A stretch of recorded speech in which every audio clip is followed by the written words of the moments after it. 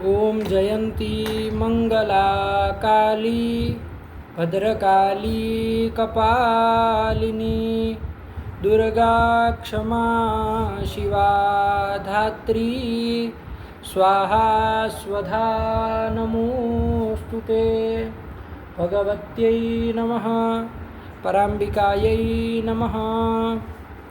चलिए। विश्वेशं विधाय गुरुवन्दनं बालानां सुखबोधाय क्रियते तर्कसङ्ग्रहः। चलो, तो क्या देखे बाबू अंतिम पाठ में हम लोग क्या लास्ट में किए हम लोग, सुनाओ थोड़ा तो फिर आगे चले ना।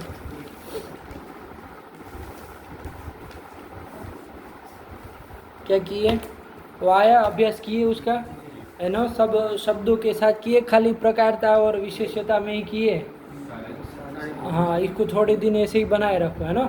और वो जो कोई एक ज्ञान लेना है और उसका सब शब्द उसमें अभ्यास कर लेना है, तो वो बना रहेगा, है ना। चलो, क्या है, जैसे एक सब लोग अलग अलग बोलो, एक एक लेकर के अलग अलग प्रयोग करके बोलो, तो क्या हुआ? हाँ बोलो। हाँ चलो, मठवत भूतलम में बोलो, क्या होगा? संयोग संबंधावच्छिन्न मठत्वावच्छिन्न मठनिष्ठा ध्येयता निरूपित भूतत्वावच्छिन्न भूतलनिष्ठ विशेष्यता। आधेयता का है तो फिर विशेष्यता कहाँ से? भूतल निष्ठा धारता शाली ज्ञानम मठवत भूतलम इत्याकारकम ज्ञानम। बहुत सुंदर, देखो ये कर लिए। फिर घटः समवाय संबंधावच्छिन्न घटत्व। इससे है ना, घटः केवल ना लेके घटत्वान घटः ऐसा लो, है ना, ताकि साफ साफ समझ में आए। हाँ, वो तुम घटः भी लिए तो बहुत सुंदर, वो नहीं है, लेकिन घटत्वान घटः ऐसा करो। हाँ, घटः समवाय संबंधावच्छिन्नः घटत्वावच्छिन्नः। विच्छिन्नः प्रथमांत कर दिए तो फिर टूट गया। समवाय संबंधावच्छिन्न घटत्वावच्छिन्न घटत्वनिष्ठ प्रकारता निरूपित घटत्वाच्छिन्न घटत्वच्छिन्न है घटत्वाच्छिन्न अवच्छिन्न ना। घटत्वाच्छिन्न। हाँ, घटत्वावच्छिन्न। अरे घटत्व का एक व है, अवच्छिन्न का दूसरा व है। घटत्वावच्छिन्न। हाँ, घटनिष्ठ विशेष्यता शाली ज्ञानम घटत्ववान घटः इत्याकारकम ज्ञानम। बहुत सुंदर। चलो, चटवत् गृहम् संयोग संबंधावच्छिन्न चटत्वावच्छिन्न चटनिष्ठ विशेषणता निरूपित गृहत्वावच्छिन्न गृहनिष्ठ विशेष्यताशाली ज्ञानम चटवत् गृहम् इत्याकारकम ज्ञानम। चलो। वन्यमान वन्यमत जलम। अरे जलम नपुंसकलिंग है ना, थोड़ा व्याकरण का भी तो ध्यान रखो, किसी की वो अस्माक नाम यही का नाम करेंगे आप। वन्यमत जलम। कालिक संबंधावच्छिन्न वन्यत्वावच्छिन्न वन्यनिष्ठ प्रतियोगिता निरूपित जलत्वावच्छिन्न जलनिष्ठ अनियोगिता शाली ज्ञानम धन्यमत जलम इत्याकारकम ज्ञानम। बहुत सुंदर। ब्राह्मणत्वान ब्राह्मण है। ब्राह्मणत्वान ब्राह्मण। हाँ, तुम थोड़ी आवाज ऊंची कर लो तुम। हाँ, समवाय संबंधावच्छिन्न ब्राह्मणत्वावच्छिन्न ब्राह्मणनिष्ठ धर्मता निरूपित ब्राह्मणत्वावच्छिन्न ब्राह्मणनिष्ठ विशेषता शाली ज्ञानम। फिर विशेषता कहीं वहाँ धर्मता लिए तो धर्मिता शाली ज्ञानम ब्राह्मणत्वान ब्राह्मण इत्याकारकम ज्ञानम। बहुत सुंदर। चलो, धर्मता धर्मिता प्रयोग किया। जलवद भूतलम। जलवद भूतलम। चलो, जल वाला भूतल है भाई। हाँ, संयोग संबंधावच्छिन्न जलत्वावच्छिन्न जलनिष्ठ प्रकारता निरूपित भूतलत्वावच्छिन्न भूतलनिष्ठ विशेष्यता शाली ज्ञानम जलवद भूतलम इत्याकारकम ज्ञानम। देखो, लड़का भी अभ्यास किया है, तो चल यही है इसका। हर रोज आपको ये काम करना है। कोई शब्द बच गया, ये प्रकारता विशेष्यता आ गई, विशेषणता विशेष्यता बोल लिया, उद्देश्यता वन पर्वतो वन्यमान, उसमें बोलो। संयोग संबंधावच्छिन्न वह्नित्वावच्छिन्न वह्निनिष्ठ विधेयता निरूपित पर्वतत्वावच्छिन्न पर्वतनिष्ठोद्देश्यता शाली ज्ञानम वह्निमान पर्वतः इत्याकारकम ज्ञानम। बहुत सुंदर, ये हो गया। और कोई बचा? ये तो बोल लिया, प्रतियोगिता अनुयोगिता। ठीक है ना। चलो, ऐसे ही करना है, एक लेना है सबको अपना अपना, और उसका सब में बोल के एक बार बोल देना है। कितने 6-7 जितने भी होते हैं तो वो बोले रहेंगे ना, तो वो हमेशा वो शब्द बने रहेंगे आपके पास, है ना। कभी भी फिर फटाक से बोल देंगे। चलो अब आगे चला जाए बाबू। तो हम लोग अभी कौन ग्रंथ पढ़ रहे हैं? तर्क संग्रह ग्रंथ पढ़ रहे हैं। कौन ग्रंथ पढ़ रहे हैं? तर्क संग्रह। तो पहले तो तर्क संग्रह इसको जान ले पहले, होता क्या है, इस ग्रंथ के नाम का क्या मतलब है ना? ये तो समझे, वरना पूछेंगे क्या पढ़ रहे, कहा तर्क संग्रह क्या है इसका मतलब। भैया ये तो नहीं पता हमको तर्क संग्रह मतलब क्या होता है। तो ऐसा नहीं होना चाहिए। तर्क संग्रह क्या मतलब इसका? तो तर्क, पहले तर्क को जानिए। तर्क किसको कहते हैं? तो तर्क्यन्ते इति तर्काः। क्या? तर्क्यन्ते मतलब प्रमिति विषयी क्रियन्ते। पदकृत्य में लिख दिया है शुरुआत में ही, है कि नहीं है? पंक्ति जाके देख के याद कर लेना। तर्क्यन्ते प्रमिति विषयी क्रियन्ते इति तर्काः, कि जिसको ज्ञान का विषय किया जाए उसको क्या कहते हैं? तर्क कहते हैं। जिसको जाना जाए उसको क्या कहते हैं? तो किसको जाना जाता है? किसको जाना जाए? तो 7 पदार्थ, 7 पदार्थ को ही ना जाना जाएगा। दुनिया में जब 7 ही पदार्थ है तो उसी को ना जाना जाए। मूढ़िया आपकी नीचे कहाँ हो जाती है? वहाँ क्या लिखा है ऐसा तो हमको भी बताओ, तो हम भी देख के पढ़े। ऐसा क्या लिख दिया है वो पदार्थ कि नीचे देखना पड़ता है? अरे तर्क पदार्थ समझना है कि तर्क किसको कहते हैं। तो क्या कहे? प्रमिति विषयी क्रियन्ते इति तर्काः, जिसको ज्ञान का विषय बनाया जाए उसको कहते हैं तर्क। तो किसको बनाया जाता है? तो 7 पदार्थों को न बनाया जाता है। तो द्रव्यादि 7 पदार्थों को ही क्या कहते हैं? तर्क कहते हैं। तर्क मतलब क्या? सप्त पदार्थ। हाँ, तर्काः बराबर द्रव्यादि 7 पदार्थ। हाँ, लगा कि नहीं लगा? तर्क किसको कहते हैं? सप्त पदार्थ। द्रव्यादि 7 पदार्थ। द्रव्यादि 7 पदार्थ। कौन है द्रव्यादि 7 पदार्थ? द्रव्य गुण कर्म विशेष सामान्य, द्रव्य गुण कर्म विशेष, द्रव्य गुण कर्म सामान्य विशेष समवाया भावाः सप्त पदार्थाः। ये 7 पदार्थ है ना? कौन है देव? द्रव्य गुण कर्म सामान्य विशेष समवाया भावाः सप्त पदार्थ। हाँ, यही 7 पदार्थ है। द्रव्य गुण कर्म सामान्य समवाय और अभाव, ये 7 पदार्थ है। तो इन 7 पदार्थों को ही कहते हैं तर्क। आया कि नहीं? और तेषाम तर्काणाम संग्रह, तर्कों का संग्रह। संग्रह किसको कहते हैं भाई? संग्रह किसको कहते हैं? संग्रह किसको कहते हैं? संक्षेपेण उद्देश्य लक्षण परीक्षा यस्मिन् सग्रंथः संग्रह। ध्यान से, किसको कहते हैं संग्रह?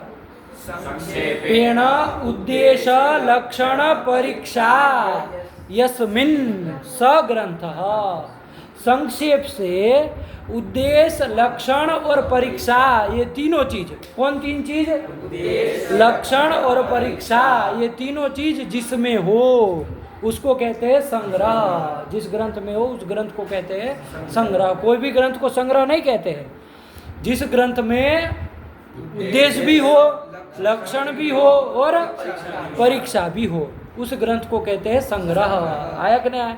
अब आप कहेंगे क्या है उद्देश्य, क्या है लक्षण, क्या है परीक्षा, तो उसको क्रम से हम लोग जानेंगे। लेकिन समझ में आया संग्रह किसको कहते हैं? किसको कहते हैं संग्रह? उद्देश्य यस्मिन् सग्रंथः संग्रह। जिस ग्रंथ में संक्षेप से उद्देश्य भी हो, लक्षण भी हो, परीक्षा भी हो, उस ग्रंथ को संग्रह कहते हैं। आया कि नहीं? जैसे अर्थ संग्रह, तर्क संग्रह, संग्रह कहते हैं ना, तो उसमें तीनों चीज जिसमें रहेगी उसी को संग्रह ग्रंथ कहते हैं। आया कि नहीं? तो चलिए यही कर दिया। तो और अब यहाँ तर्क संग्रह का क्या समझे? तर्काणाम संग्रह, तर्क संग्रह। कौन समास किए? पुरुष समास किए। तर्कों का संग्रह मतलब द्रव्यादि 7 पदार्थों का संग्रह, मतलब उन द्रव्यादि 7 पदार्थों का इसमें क्या उद्देश्य, लक्षण और परीक्षा ये किया जाएगा। है कि नहीं? अब हमको समझना है कि उद्देश्य क्या है, लक्षण क्या है और परीक्षा क्या है। तो सबसे पहला है उद्देश्य।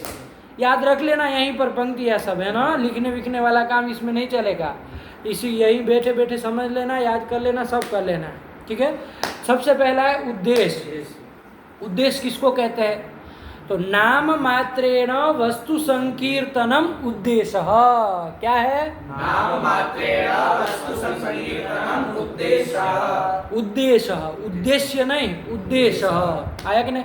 नाम मात्र से वस्तु का संकीर्तन मतलब कथन, नाम लेकर के केवल वस्तु का मतलब पदार्थों का क्या करना? संकीर्तन करना, कथन करना, यही क्या है? उद्देश्य है। जैसे कह दिया द्रव्य गुण कर्म सामान्य विशेष समवाया भावाः सप्त पदार्थाः, ये 7 पदार्थ है। तो क्या किया गया? नाम मात्र लेकर के कुछ नहीं बताया जा रहा, न लक्षण बताया जा रहा है, न उसके भेद प्रभेद बताए जा रहे हैं, न कुछ बताया जा रहा है। केवल क्या किया जा रहा है? नाम मात्र लेकर के पदार्थों का कथन किया जा रहा है, वस्तु का संकीर्तन किया, वस्तु मतलब पदार्थ, उसका संकीर्तन, संकीर्तन मतलब कथन किया जा रहा है कि इसी को कहते हैं उद्देश्य। आया कि नहीं? तो क्या है वो? बोलो एक बार। द्रव्य गुण कर्म सामान्य विशेष समवाया भावाः सप्त पदार्थाः। इसके द्वारा क्या बताया जा रहा है कि 7 पदार्थ है। कौन कौन है? तो बस नाम ले लिए। आया कि नहीं? फिर उसमें सबसे पहला पदार्थ कौन है? द्रव्य। द्रव्य। तो द्रव्य कितने हैं आप लोगों को पता है? कितने हैं? 9 है। कौन है? तो क्या लिख दी है ना, वही पंक्ति बोल दो। तत्र द्रव्याणि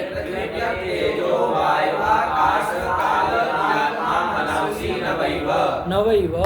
तो देखो पृथ्वी जल तेज वायु आकाश काल दिक आत्मा और मन, तो नाम ही लिया जा रहा है ना। लक्षण बताया क्या किसी का? नहीं। नाम मात्र से केवल पदार्थ का, द्रव्यों का संकीर्तन ही किया गया है ना, वस्तु का संकीर्तन ही किया गया। उसके बाद कौन आया? द्रव्य के बाद दूसरा पदार्थ कौन है? गुण है। याद कर लिए कि नहीं कर लिए ग्रंथ? कि नहीं याद किए? तुमको भगा देंगे यहाँ से इस पाठ से। हाँ, इधर लल्लू पल्लू बैठाना ही नहीं है हमको। गुण कितने हैं? 24। कौन कौन है? क्या वो लिख दिए?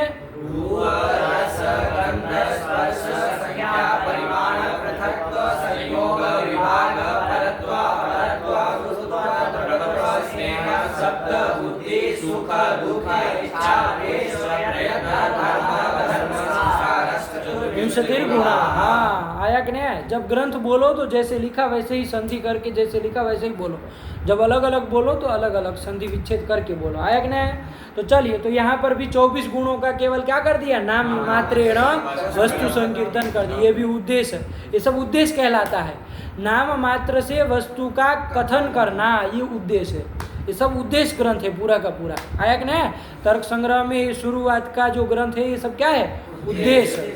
इसको उद्देश्य प्रकरण भी कह देते, इति उद्देश्य प्रकरणम। ये सब करने के बाद लिख देते मूल में, इति उद्देश्य प्रकरणम, मतलब नाम मात्र से वस्तु का संकीर्तन हो गया, यही ना मतलब है। तो चलिए यही है। फिर क्या आया गुण के बाद? कर्म। कर्म बोलो, तुम बोलो।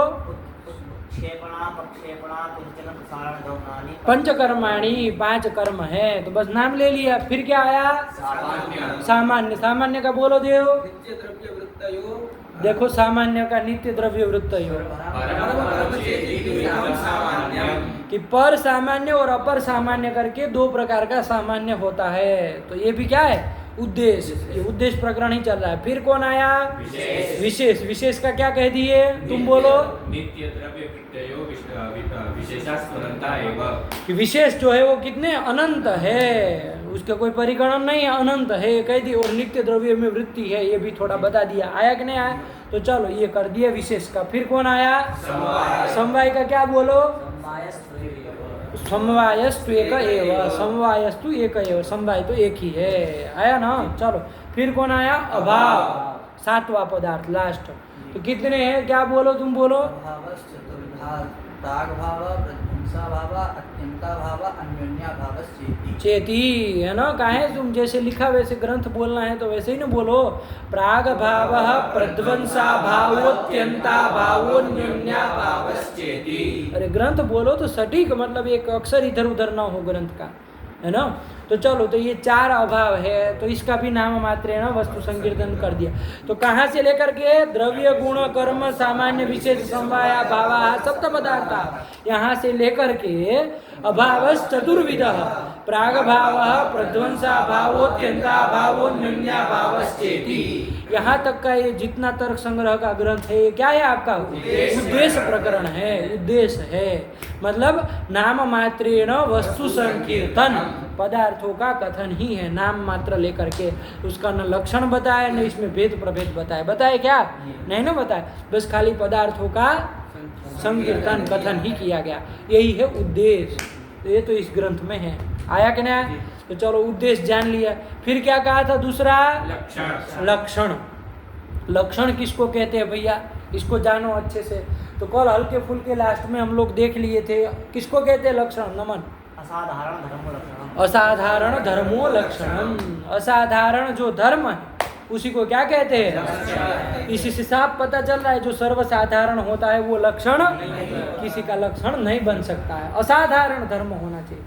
मतलब आपका जो लक्ष्य है ना, जिसका आप लक्षण करना चाह रहे उसको क्या कहेंगे? लक्ष्य कहेंगे। अरे जिसका आप लक्षण करना चाह रहे हैं उसको क्या कहेंगे? लक्ष्य कहेंगे। जैसे गाय का आपको लक्षण करना है तो गाय आपकी क्या हो जाएगी? लक्ष्य हो जाएगी। तो वो लक्ष्य का मतलब गाय का जो असाधारण धर्म होगा, है ना, ऐसा धर्म जो अन्यत्र कहीं नहीं रहे, बिल्कुल वो जितनी गाय है उन सब में रहे, वैसा जो धर्म होगा असाधारण धर्म, उसी को कहेंगे लक्षण कहेंगे। असाधारण धर्म को ही क्या कहते हैं? लक्षण कहते हैं। आया कि नहीं आया? चलिए, अब जब लक्षण की आप चर्चा हम लोग कर रहे हैं तो लगे हाथ एक चीज जाननी चाहिए। लक्षण में यदि कोई दोष रह जाएगा ना तो वो दुष्ट लक्षण हो जाएगा, है ना। लक्षण में यदि कोई दोष रह जाएगा वो दुष्ट लक्षण कहलाएगा। दोष रहित होना चाहिए ना, कोई भी लक्षण करे तो उसमें कोई दोष नहीं होना चाहिए। दोष क्या हो सकते हैं? लक्षण में दोष क्या हो सकते हैं? जैसे हम लोगों में दोष क्या हो सकता है? आलस्य होना, क्रोध आना, ये होना, ये सब दोष हो सकते हैं। लक्षण में क्या दोष हो सकता है? वो तो क्रोध विरोध करेगा नहीं, उसमें क्या दोष होगा? लक्षण में 3 दोष होते हैं, है ना। क्या होते हैं? 3 दोष होते हैं, अतिव्याप्ति, अव्याप्ति और असंभव। लक्षण में ये 3 दोष होते हैं, है ना, जो कि नहीं होने चाहिए, तभी वो शुद्ध निर्दुष्ट लक्षण कहलाएगा। क्या है वो 3 दोष? बोलो। अतिव्याप्ति, अव्याप्ति और असंभव। आया कि नहीं आया? क्या है अतिव्याप्ति भैया? ये दोष के नाम है ना। ये तीनों दोषों से रहित जो होगा, इन तीनों दोषों से वही क्या होगा? आपका निर्दुष्ट शुद्ध लक्षण होगा। न उसमें अतिव्याप्ति दोष होना चाहिए, अव्याप्ति दोष होना चाहिए, न उसमें असंभव दोष होना चाहिए। क्या है अतिव्याप्ति भैया? अतिव्याप्ति दोष क्या है भाई? तो लक्ष्य वृत्तित्वे सति अलक्ष्य वृत्तित्वम अतिव्याप्ति ही। याद रहेगा? याद रख लेना। क्या? अतिव्याप्ति ही है कि नहीं है? लक्ष्य में मान लीजिए आपने कोई लक्षण ऐसा किया जो लक्ष्य आपका जो है उसमें तो रह रहा है, लक्ष्य वृत्तित्व सति, लक्ष्य में तो वो रह रहा है, लेकिन साथ ही साथ अलक्ष्य वृत्तित्वम, अलक्ष्य में भी रह जाए, है ना। मान लीजिए आपने गाय का लक्षण करना है तो वो लक्षण गाय में तो रह रहा है, लेकिन आपका अलक्ष्य जो है मतलब गाय से इतर जो है उसमें भी रह जाए, तो कौन दोष हो गया उस लक्षण में? अतिव्याप्ति दोष हो गया, है ना। तो ये अतिव्याप्ति दोष हो जाएगा। जैसे गाय का मान लीजिए आपको लक्षण करना है तो लक्ष्य कौन होगी? आयुष, गाय होगी। अरे गाय का लक्षण कर रहे तो लक्ष्य गाय होगी। पृथ्वी का लक्षण करेंगे तो लक्ष्य कौन होगी? पृथ्वी होगी। घट का लक्षण करेंगे तो लक्ष्य कौन होगा? अरे जिसका लक्षण कर रहे वो लक्ष्य होगा, ये तो आप जान ही रहे। आया कि नहीं? तो गाय का हम मान लीजिए लक्षण कर रहे है कि नहीं, तो लक्ष्य तो कौन है? गाय है, ये तो आप जान रहे। उसका लक्षण हम कर दिए, मान लीजिए हमने कर दिया, क्या कर दिया? रक्त रूपवत्वम गोर लक्षणम। गाय का लक्षण कर दिया रक्त रूपवत्वम, है ना। रक्त रूपवत कौन होता है? रक्त रूप जानते हो? लाल रूप, रंग। रक्त रूपवत कौन होगा? रक्त रूप वाला जो होगा वो रक्त रूपवत कहलाएगा। रक्त रूपवत्व किस में रहेगा? वाले में रहेगा, है कि नहीं? तो रक्त रूपवत्व ये लक्षण मान लीजिए हमने किया, किसका? गाय का।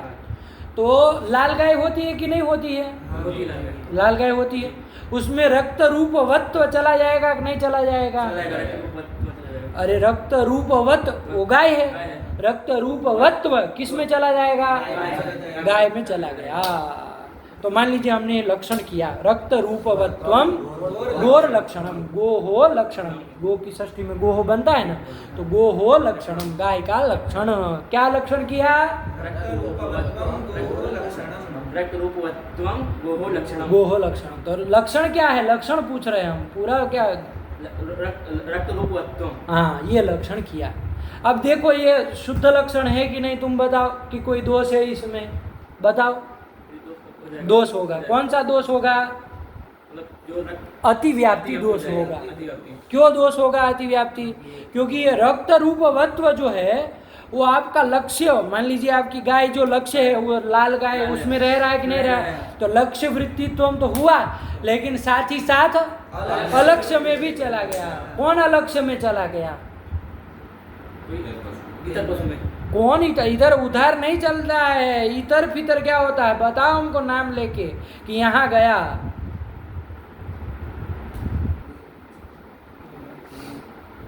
बोलो।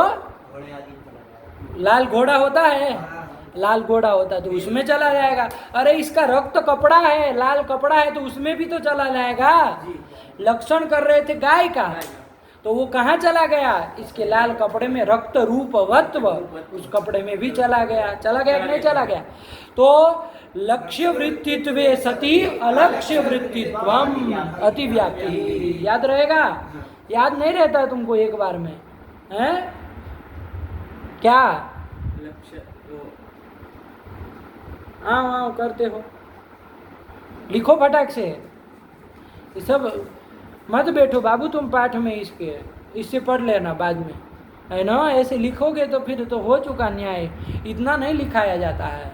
अरे याद रखना एक बार में। बोलो चलो छोड़ो, नहीं लिखो, जितना याद रहे उतना करो। अरे ऐसे थोड़ी ना होता है। अब इतना लिखोगे तुम तो पूरा गणपति बन जाओगे, हैं? गणेश जी जैसे पेन लेके बैठ गए वैसे पूरा पुराण लिखोगे तुम यहाँ बैठे बैठे।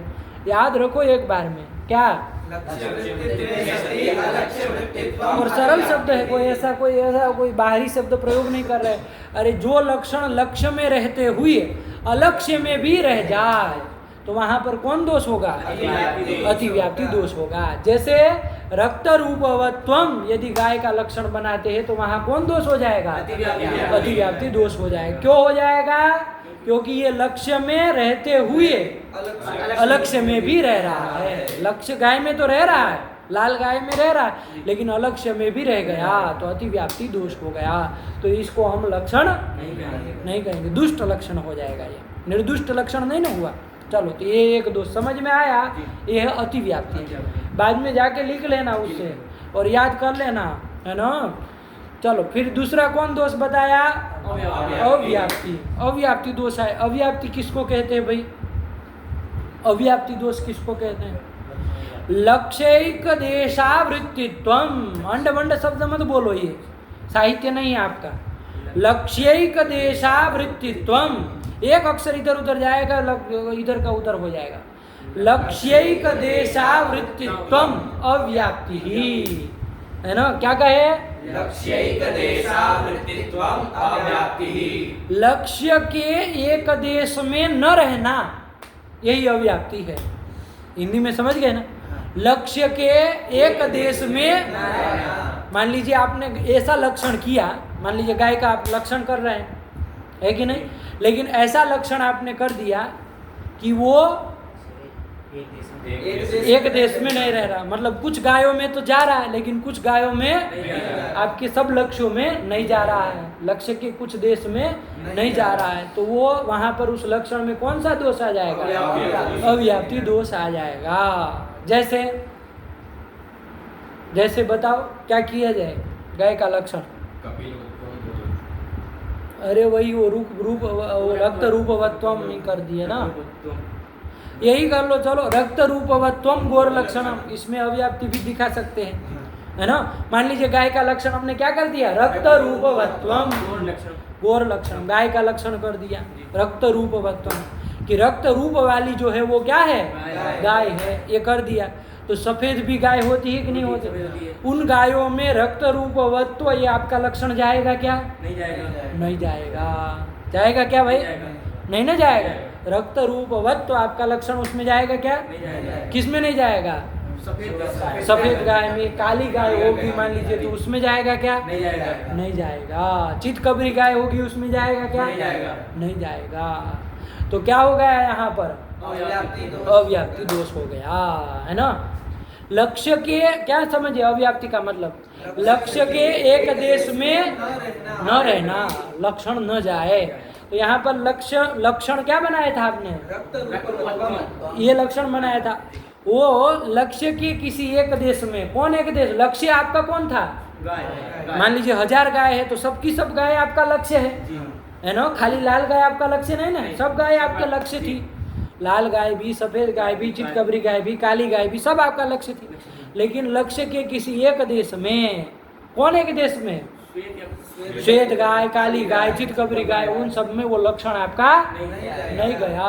तो ये कौन दोष हो गया, तो अव्याप्ति दोष हो गया, है ना। तो ये रक्त रूपवत्व तो ऐसा लक्षण हो गया। अतिव्याप्ति दोष भी है, अव्याप्ति भी है, तो कोई दिक्कत नहीं, एक साथ ज्यादा दोष भी हो सकता है, एक दोष भी हो सकता है। आया कि नहीं आया, चलिए। तो अव्याप्ति दोष समझ में आया कि नहीं आया, कौन कौन दोष समझ लिया आयुष, अतिव्याप्ति और अव्याप्ति। अतिव्याप्ति कब होगी, हिंदी में ही बताओ। अतिव्याप्ति मतलब जो लक्ष्य में भी जाए और अलक्ष्य में भी जाए। ऐसा लक्षण बनाए जो लक्ष्य में रहते हुए अलक्ष्य में भी चला जाए, तो वहाँ अतिव्याप्ति दोष कहलाए।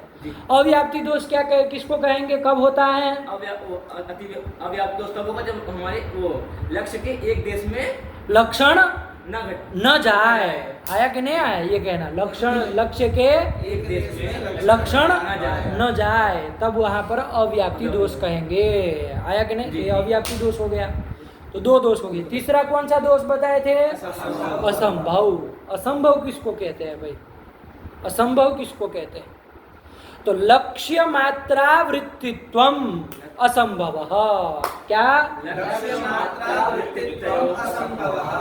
लक्ष्य मात्र में लक्षण न जाए, ऐसा लक्षण बना दिया कि वो किसी भी लक्ष्य में नहीं जा रहा है कि नहीं, कोई भी लक्ष्य, एक भी लक्ष्य में नहीं जा रहा है कि नहीं। तो वहां पर क्या कह देंगे, असंभव दोष कह देंगे। आया कि नहीं।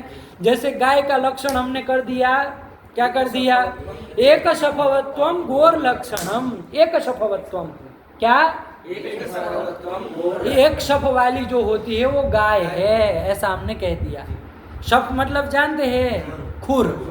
गाय के कितने खुर होते हैं, है ना। एक खुर नहीं ना होता है, एक खुर होता है क्या, अश्वादी के एक खुर होते हैं, गाय का एक खुर होता है, दोनों खुर होते हैं। तो एक शफवत्व किसी भी गाय में जाएगा, नहीं जाएगा। तो एक शफवत्व हमने गाय का ऐसा लक्षण कर दिया कि जो किसी भी लक्ष्य में नहीं जा रहा है। यहाँ पर वो लक्ष्य के एक देश में नहीं जा रहा है, ऐसी बात नहीं है। क्या है यहाँ पर, कोई लक्ष्य में नहीं, लक्ष्य मात्र में अवृत्ति हो गया।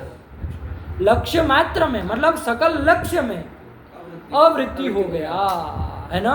तो यहाँ पर कौन सा दोष हो जाएगा, असंभव दोष हो जाएगा। तो ये लक्षण के 3 दोष होते हैं। कौन कौन, नमन, क्या है अतिव्याप्ति, बोलो। वृत्तित्वम अतिव्याप्ति, बस यही याद रखना है, तो कभी भी फंसेंगे नहीं। अव्याप्ति किसको कहेंगे, लक्ष्यैक देशावृत्तित्वम अव्याप्ति। और अतिव्याप्ति किसको कहेंगे, असंभव, लक्ष्य मात्रा वृत्तित्वम असंभव। हाँ, तो ये असंभव हो जाएगा। आया, इन तीनों दोषों से रहित जो होगा वही क्या होगा, आपका निर्दुष्ट शुद्ध लक्षण होगा। आया कि नहीं। तो जैसे गाय का लक्षण बनाओ कि जिसमें ये तीनों दोष न रहे, शासनादिमत्वम गौर लक्षणम।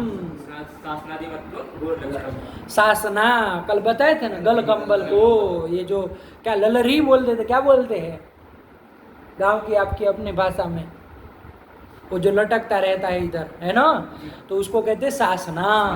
तो शासनादि मत्वम गोर लक्षणम। आया कि नहीं? ये लक्षण कर देंगे कि शासना वाली जो होती है वो गाय होती है।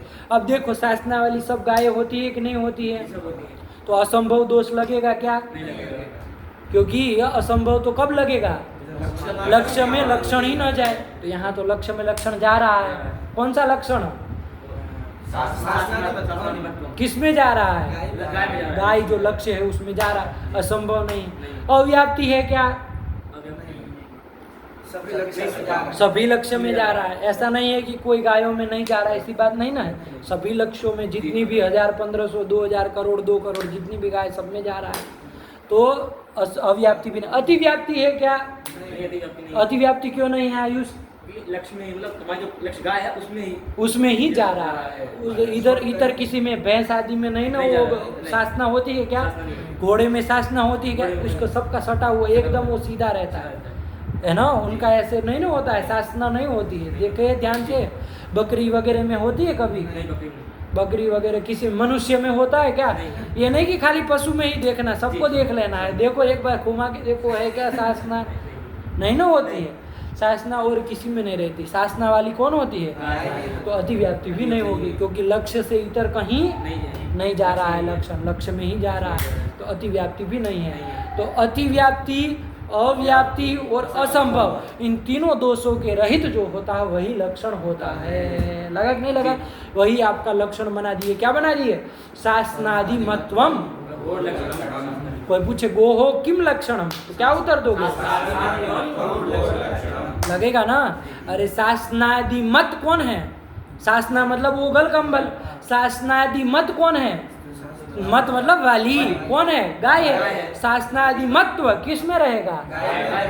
यही लक्षण है। आया कि नहीं आया? शासनादि मत्व, ये जो उसका असाधारण धर्म है वही उसका क्या बनेगा? लक्षण बनेगा। यही असाधारण, अरे ये तीनों दोषों से रहित होगा तभी ना असाधारण धर्म बन पाएगा। तो वही आपका लक्षण होता है। लगा कि नहीं लगा? क्या आदि से यहाँ क्या लेंगे? शासनादि आदि से ले लो, श्रृंग आदि ले लो, श्रृंग पुच्छ आदि ले लो, वो सब भी तो होना चाहिए। तो उसकी ज़रूरत वैसे है नहीं, शासना मत्वम ऐसे ही कर दो तो चल जाएगा। अब आदि जोड़ा हुआ है ग्रंथों में, आदि जुड़ा है कि आप अपने से जोड़ रहे हैं? जुड़ा है। चलो वैसे आदि की जरूरत नहीं है। शासना मत्वम गोर लक्षणम, शासना वाली जो होती है वो क्या होती है? गाय होती है। वो आदि जुड़ा है तो आदि से वही श्रृंग आदि भी लेना है। तो खाली श्रृंग आदि रहने से नहीं होगा ना, शासनादि सब रहेगा तभी ना लक्षण कहे हम। आया कि नहीं? क्या मूड़ी हिनाले लगते कुछ समझते नहीं। शासना होनी चाहिए। शासनावत्वम है, शासनावत्वम से काम चल जाएगा। हाँ चल जाएगा, वही रख लो, कोई दिक्कत नहीं। लेकिन अभी आदि की कहीं लिखा है तो आदि से क्या लेना है तो बता दिए। आया कि नहीं? वरना शासना मत्वम गोर लक्षणम, मत्वम होगा कि वत्वम होगा? अरे वह वकार आदेश हो जाता है ना, वो अवर्णांत यदि रहता है तो मतुप के म को वह हो जाता है ना। तो ध्यान से बोलो, शासनावत्वम। वो तो आदि जोड़े थे इसलिए शासनादि मत्वम बोलते हैं। यदि वो आदि न जोड़े, आदि मिर्चा हटा दे तो शासनावत्वम। ध्यान से बोलो, अशुद्ध नहीं बोलो व्याकरण की दृष्टि से भी। तो शासनावत्वम गोर लक्षणम ये बन जाएगा। बन गया, यही इसका लक्षण बनेगा। ठीक हुआ? तो ऐसे ही लक्षण होता है। समझ में आया? लक्षण किसको कहते हैं? क्या समझे? लक्षणम ये कह दो, चाहे अतिव्याप्ति, अव्याप्ति, असंभव, एतत् दोषत्रय रहित जो होता है वो लक्षण होता है। ऐसे भी कह सकते हो, इन तीनों दोषों से रहित जो वो लक्षण होता है। आया कि नहीं? यदि ये दोष रह गए तो वो लक्षण उसका नहीं ना माना जाएगा, दुष्ट लक्षण कहा जाएगा। लगा कि नहीं लगा? चल यही कर लीजिए, आगे चले। तो ये दो चीज होनी चाहिए, तो उद्देश्य, लक्षण, और तीसरा परीक्षा। अब परीक्षा किसको कहते हैं? एग्जाम। एग्जाम को कह देते हैं हम लोग। तो परीक्षा मतलब, यहाँ परीक्षा मतलब क्या है? तो वहाँ लिख दी है ना पंक्ति, क्या लिखे? लक्षितस्य लक्षणम संभवति न वा इति विचारः परीक्षा। आप लक्षित का आप लक्षण किए, लक्षित मतलब लक्ष्य। जैसे गाय का हमने क्या किया? लक्षण किया। तो ये जो लक्षण हमने किया तो वो उसका लक्षण संभव है कि नहीं है, ये विचार जो हम किए, अभी हम लोग विचार किए कि नहीं किए, इस विचार को ही परीक्षा कहते हैं। परीक्षा मतलब क्या? तो विचार परीक्षा, विचार को ही परीक्षा। विचार कौन सा विचार? ये नहीं कि जाके खाने में क्या बनाएंगे, हैं, कौन सी सब्जी बनाएंगे, इस विचार को परीक्षा नहीं कहते। कौन से विचार को परीक्षा कहते हैं? लक्षणम संभवती न वा इति विचार परीक्षा। कि लक्षित का मतलब लक्ष्य का, ये जो हमने लक्षण किया, जैसे लक्षित यहाँ गाय थी तो उसका हमने लक्षण क्या किया? सासना वत्वम लक्षण किया। तो ये लक्षण उसका संभव है कि नहीं है, ये विचार हमने किया कि नहीं किया, इस विचार को ही क्या कहते हैं? परीक्षा कहते हैं। लगा कि नहीं लगा? यही परीक्षा है। तो तीनों चीज समझ में आई? उद्देश्य, लक्षण और परीक्षा। अब ये तर्क संग्रह में, वो पदकृत्य में ये सारी की सारी पंक्तियां हैं। हम आशा करते हैं कल सब लोग याद करके आएंगे पंडित जी, है कि नहीं? और याद करके नहीं आए तो बिल्कुल यहाँ आने का कष्ट मत करिएगा, इस पाठ में बैठने का, ठीक है ना? उठ के चल दीजिएगा, उसी में आपका हित होगा। याद करके आएंगे तो आपका भी हित, हमारा भी हित। आएगा नहीं? याद करके नहीं आएंगे तो आपका हित उसी में है यदि नहीं रहे, ठीक है? तो इसको लगा के आइए और उसको पंक्तियों जितनी भी बताए उसको बिठा करके अभ्यास करके आइए, फिर आगे हम लोग चलते हैं, ठीक है ना? तो संग्रह किसको कहते हैं? तो ये तीनों चीज जिसमें हो, लक्षण और परीक्षा जिस ग्रंथ में हो उस ग्रंथ को संग्रह कहते हैं। तो ये हमारा जो तर्क संग्रह ग्रंथ है उसमें तीनों चीज रहेगी, उद्देश्य भी रहेगा, लक्षण भी रहेगा और परीक्षा भी होगी। परीक्षा हम स्वयं अपने से करेंगे। उद्देश्य आपको पता है कहाँ तक हो गया है ना? कितना ग्रंथ उद्देश्य है? वो हो जाने के बाद आगे लक्षण ग्रंथ चालू होता है। फिर बाद में क्रम से एक एक का लक्षण किया जाएगा। द्रव्य क्या है? द्रव्य में सबसे पहली कौन आती है? पृथ्वी। तो पृथ्वी का लक्षण क्या है, उसके भेद प्रभेद सब विचार उसमें किए जाएंगे। तो लक्षण ग्रंथ आगे आएगा। परीक्षा भी हम लोग साथ ही साथ करते चलेंगे। तो ये सब करके आइए और कल पंडित जी उद्देश्य प्रकरण सबके मुंह से सुनेंगे। और आज जितनी भी बातें बताई, जो जो बताया दोष वगैरह सब, ये सब करके आइए। तो कल सुनते हैं फिर आगे चलते हैं, ठीक है? रखा जाए पाठ। भगवत्यै नमः, पराम्बिकायै नमः। अस्तु।